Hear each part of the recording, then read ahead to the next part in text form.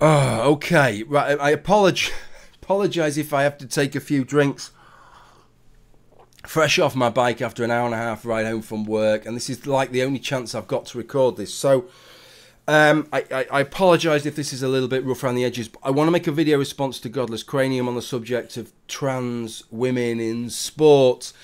Some of you will know that I made a video a couple of weeks ago now about trans women in sport, trying to find a way forward to solve this conundrum in sport that we have right now, that not just in, that used to be about intersex athletes. It's not a new discussion, but now we have this business of trans athletes as well, and it's refreshed the debate of how we define a particular, what is a segregated ring-fenced category, I propose, which makes it quite an interesting subject. And now we've got two sort of groups that are challenging the way we view that category. I proposed a solution that I thought clarified everything, that is more minded of the axis of segregation that we were minded of, that people were minded of when they created it in the first place, rather than kind of flip-flopping between what are now understood as gender identity and expression on one side and biological sex on the other, and differentiating those as different things, which we're now doing in society, and sport is not reflecting. It's just mushing them all together,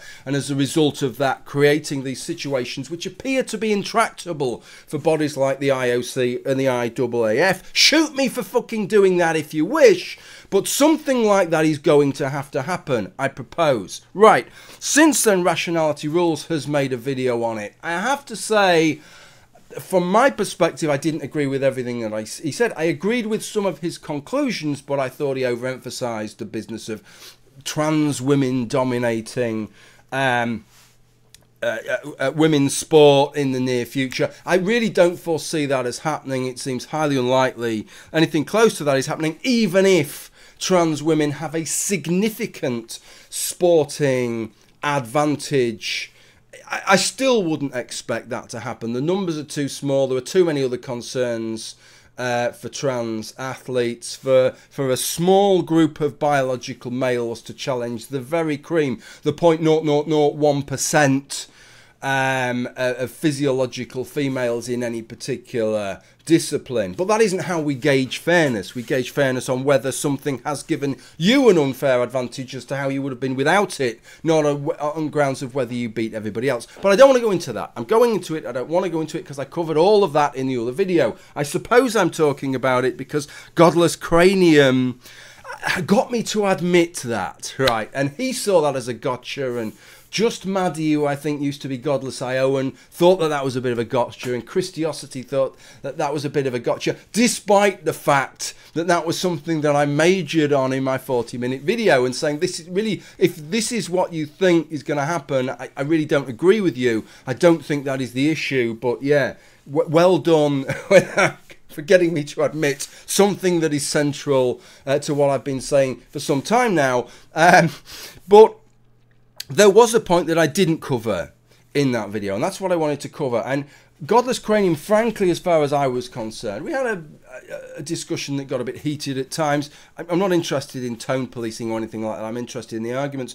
But he made an argument that I felt was very, very ideological. I said that he was being the consistent one here, and that I was freely admitting I'm being the inconsistent one there in terms of treating trans women as the same as cis women. And he's like, ha, yes, so you're admitting you're being inconsistent. You are the one. And this was his pretty much his wording. I won't put it on screen because I can't be asked. I just want to make the video, but I put it a link to the tweet. He said, you are the one who are discriminating against trans women. You're admitting you're discriminating against trans women by not treating them the same as cis women. And yes, I do in this instance. I do that, and I make no apologies for that. But he seemed to take a very pious line here, a very ideological line. I am going to be ultra consistent, and if you're not ultra consistent in this and always treat trans women the same as cis women, then you are a bigot. Right, you are wrong. That is enough to show that you are incorrect, and I think that is bollocks. Right, I think that there are situations where he would do exactly the same thing.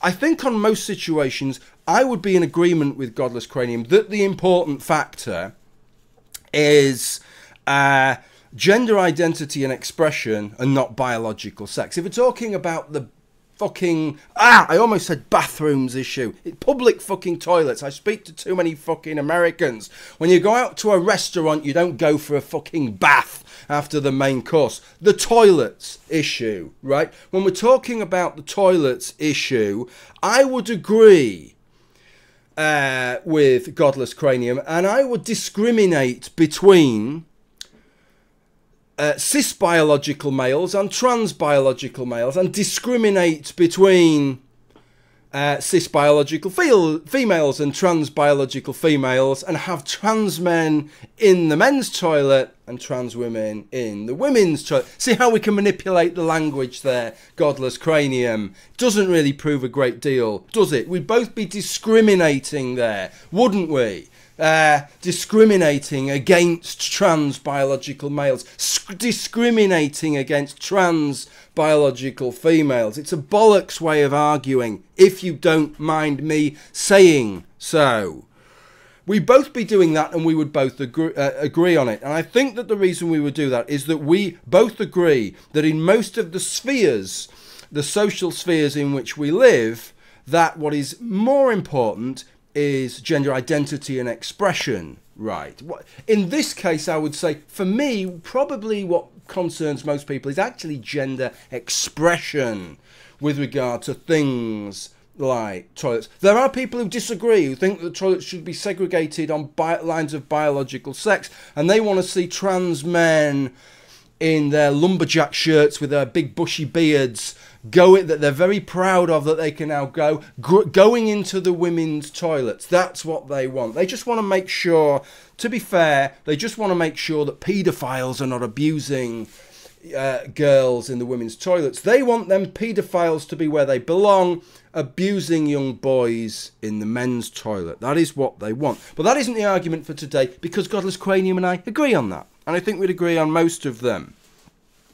But here is something where I wouldn't. I would discriminate between trans women and cis women, between trans men and cis men. And I think Godless Cranium would discriminate between trans men and cis men. At least I hope he would, right? At least I hope he would. A situation where I would hope that he would stare down himself, right, stare down himself and tell himself, no, you can poke it, pal. I am going to discriminate between trans men and cis men on this issue, and that is the issue of medicine.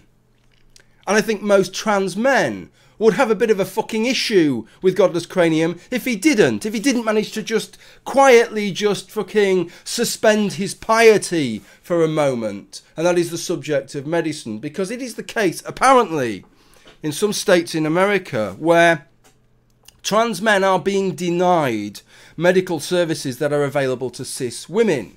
Things like tests for ovarian cancer or breast cancer.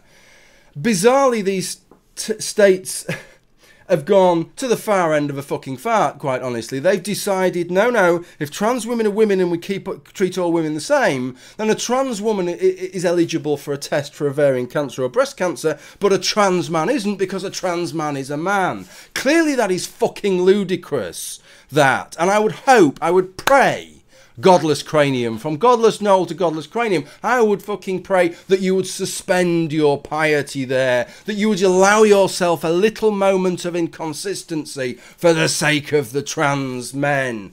Right, now why would we do that? What is the differentiation between the toilets issue or all these other social issues and the issue of medicine and some of these medical issues?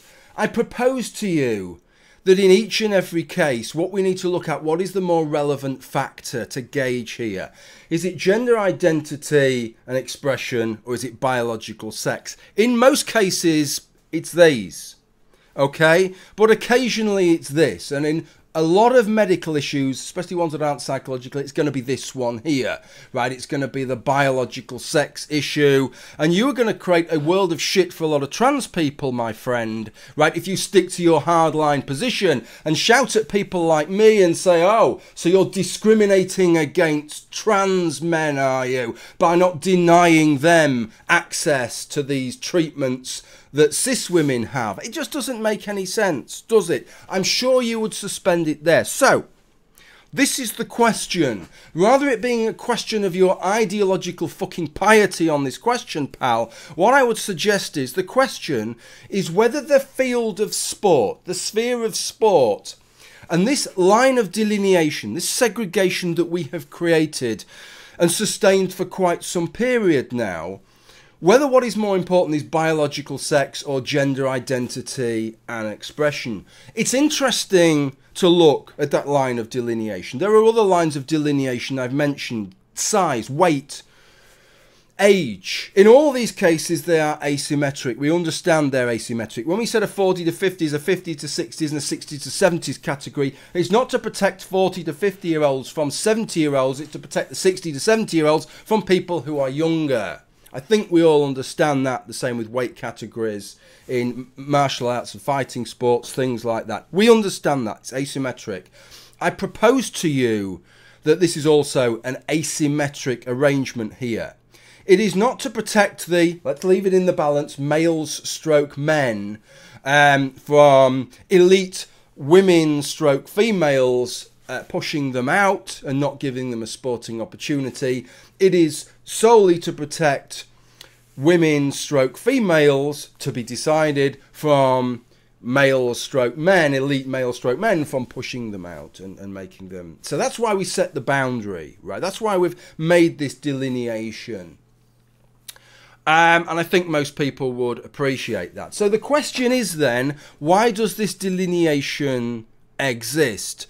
It seems almost absurd if what you're suggesting is that we have created and sustained and should sustain this delineation on the grounds of gender identity and expression. That those are the relevant metrics that made us have this delineation rather than biological sex, rather than the blunt physiological differences between typical females and males. And let me say, if you are going to try and prop up that argument, no, actually it is about that. We need to keep the athletes that have beards and prefer the colour blue from the athletes that on average prefer the colour pink, right? I've got to say, if honest, I know I'm being a bit flippant there because I know that gender identity and expression amounts to more than that, but honestly, if it isn't the physiological bits, if it isn't the biological sex bit that counts, then why are we sustaining it in the first place? There is no reason to do it. You take away the biological sex physiological fucking differences, there's no reason to have that segregation